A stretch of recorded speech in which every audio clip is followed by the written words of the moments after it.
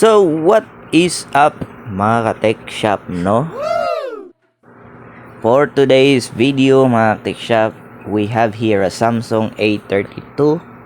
Problem is no touch and volume down is not working mga ka-tech shop. So upon checking mga tech shop, may physical damage sa LCD, and according to the customer, bago di ay siya gilisan og LCD, and gusto sad sa customer ilisanan og back cover. So bago ni siyang LCD mga ka-tech shop, and then suddenly dili na mo gamit, dili na mo touch, hindi na mo lihok yung touch.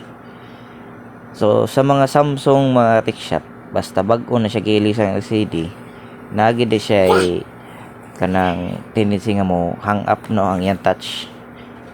I'm not sure nga no, but based on the experience no, kinanglan siya i-shut down basta mo hang up ang yang touch. But in this case mga tech shop, maski gilong press na nako, di siya mo shut down. Usually na i-press na nimo volume up or volume down and power para ma-shut down. But since ang volume down is dili siya mo function, that's why we need to disassemble the phone. So let's try mga tech shop disassembling the phone, and then clean up the edges, and then remove the screws, no? And then after that, i-disconnect na to ang battery para lang ma-shutdown siya.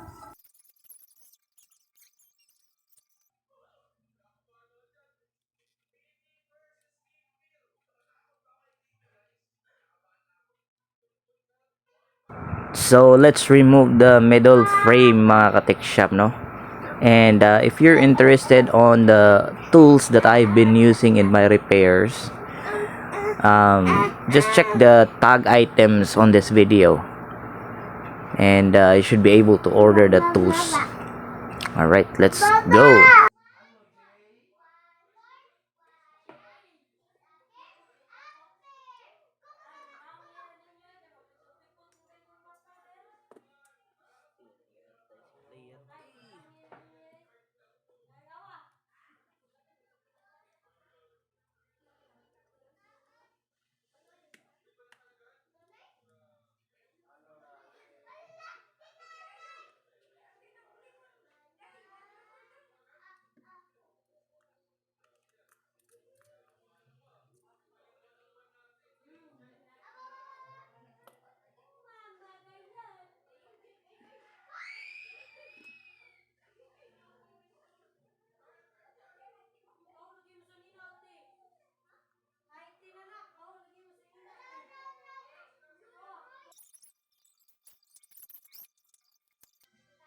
So upon checking mga tech shop, no, nagkang-ale ang iyang LCD flex cable.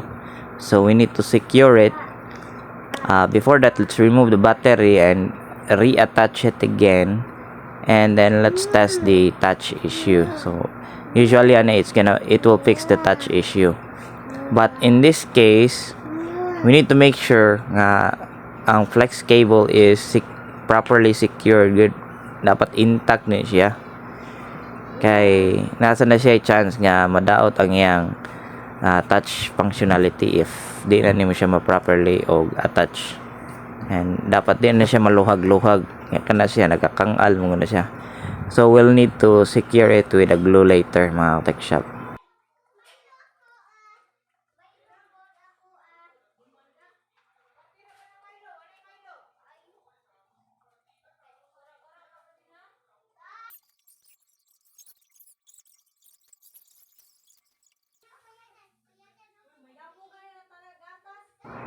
So as you can see, nibalik na ang yan touch mga tech shop, ni function nagbalik. So we'll need to secure the flex cable with a glue, and then we'll continue working on the volume down button mga tech shop. Let's go.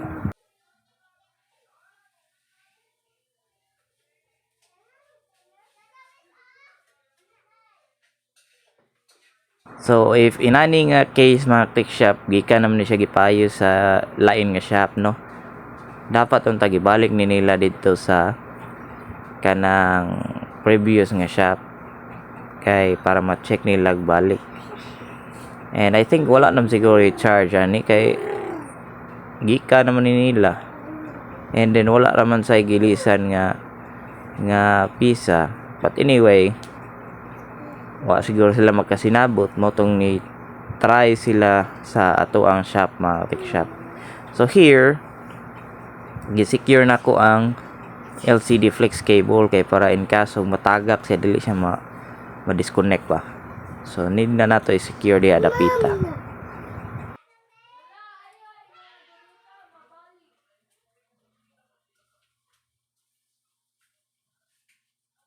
Once again, if you're interested in the tools that I've been using, just check the tag items, mga tech shop, and you'll be able to order it. Let's go.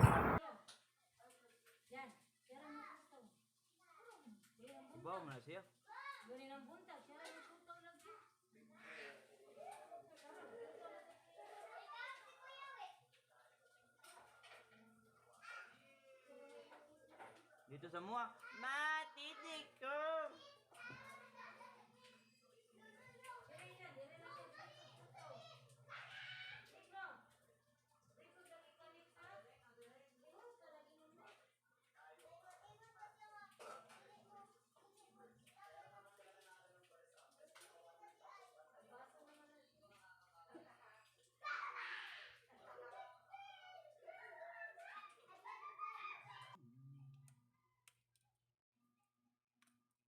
So let's continue working on the volume down button, mga tech shop.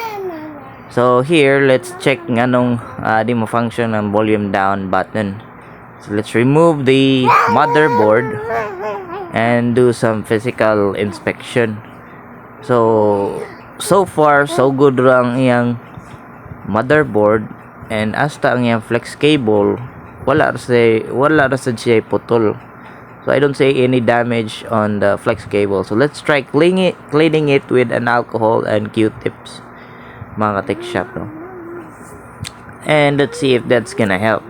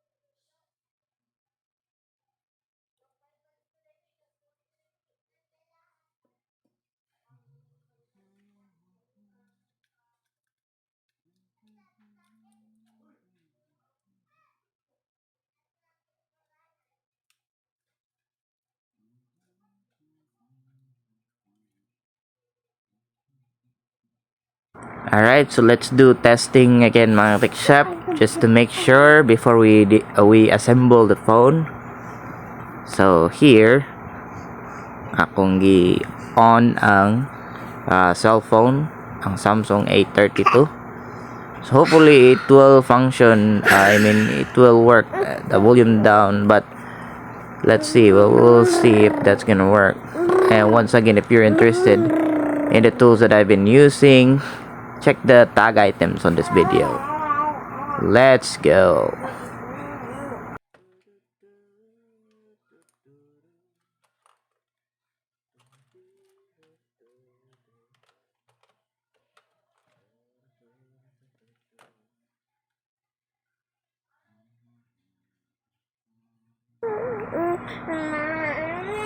So as you can see, volume is still not working, but volume up is working, the power is working. So what could be the problem, mga tech shop? You know, do we need to replace the volume flex or katog siya.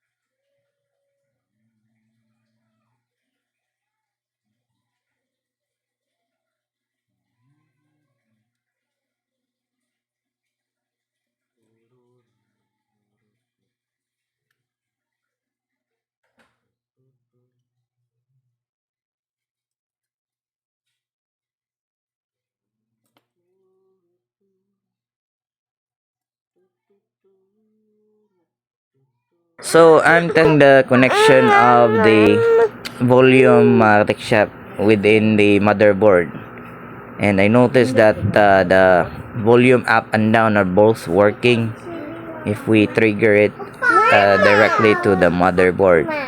So there could be a problem on the volume switch, mga tech shop, no? So I've been testing it, and as you can see, volume up is working, volume down is also working.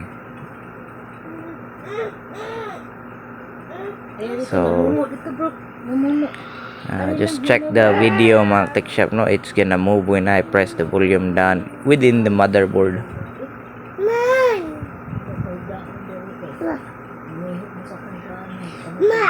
So just check on that video. So I'm just looking for there. As you can see, volume down is moving if I test it on the motherboard. So there is no problem on the volume on the motherboard, mga tech shop. So the problem is within the volume flex cable. So let's check what is on the flex cable.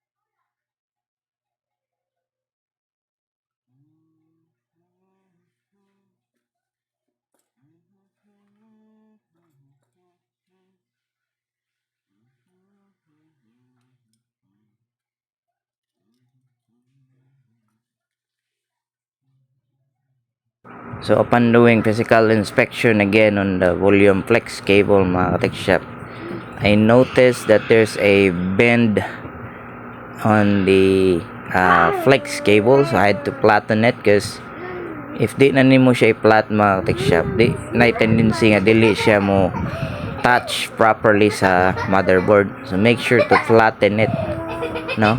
And let's see if that's gonna help, mga tech shop, no?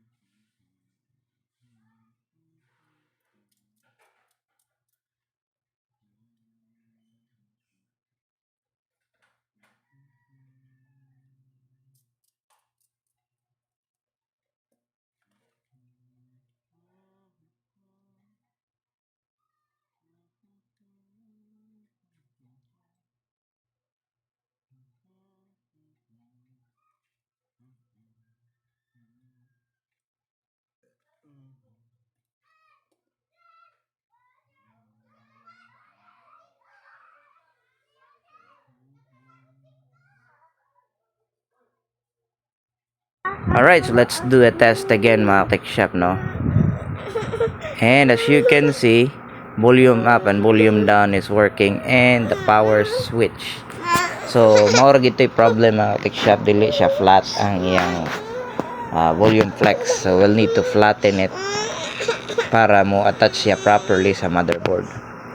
And once again, if you're interested in this kind of video, don't forget to like and subscribe to my YouTube channel. And if you're interested in the tools that I've been using, check the tag items on this video. Alright, let's go!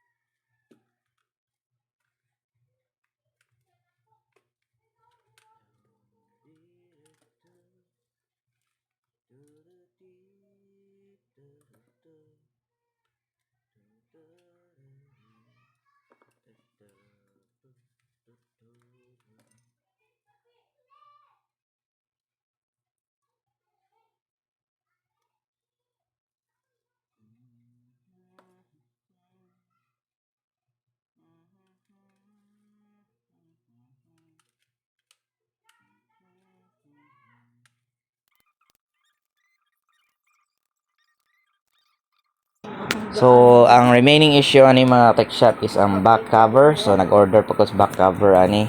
But ultimately, the touch is working, volume down is working. So, all goods na tani mga tech shop. Job is done. And if you're interested in this video, don't forget to like and subscribe to my YouTube channel. Let's go!